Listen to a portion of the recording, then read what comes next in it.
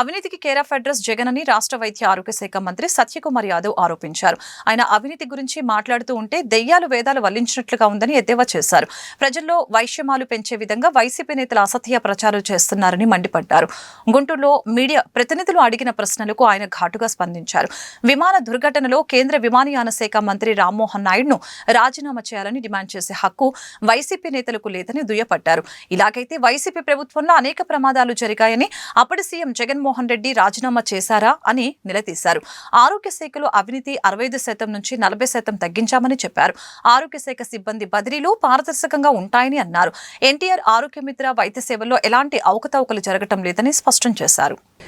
మరి దీనికి ఏం సమాధానం చెప్తారు? మీ 5 సంవత్సరాల పాలనలో 8,000 మంది చనిపోయారు.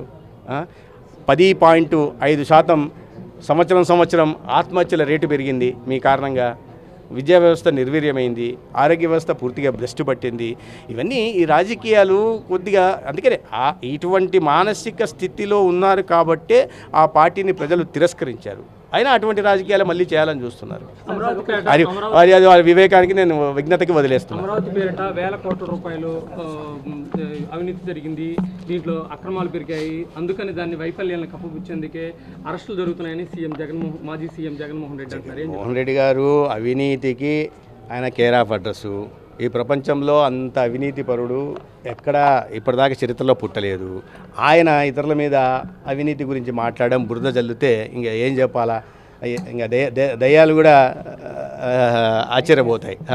అవి కూడా అటువంటి పరిస్థితి ఉంది. ఆయన అవినీతి ఆరోపణలు చేయడం, ఆయన తన వైఫల్యాల నుంచి అప్పుడప్పుడు తాడేపల్లికి విజిటర్గా వస్తున్నారు, ఎక్కువ భాగం బెంగళూరులో ఉంటున్నారు.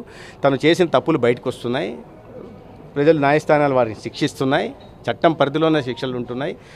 అయినా ప్రజల్లో ఈ వైషమ్యాలు పెంచే ప్రయత్నం చేస్తున్నారు, అనేక రకాల అసత్య ప్రచారాలు చేస్తున్నారు, ప్రజల మనోభావాలతో ఆడుకునే ప్రయత్నం చేస్తున్నారు.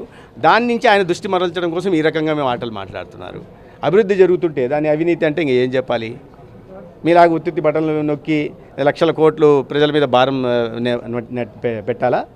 రాష్ట్రాన్ని మీరు అంధకారంలోకి నెట్టేసినట్టుగా ఇప్పుడు మళ్ళీ ఒక అంధకారంలో నుంచి బయటికి తీసుకొచ్చి వెలుతురు వైపు కేంద్ర రాష్ట్ర ప్రభుత్వాలు నడిపిస్తుంటే దాన్ని జీర్ణించుకోలేక ప్రజలు కాస్త సంతృప్తికరమైన జీవితాన్ని గడుపుతుంటే జీర్ణించుకోలేక ఇటువంటి అవాకులు చవాకులు పేరు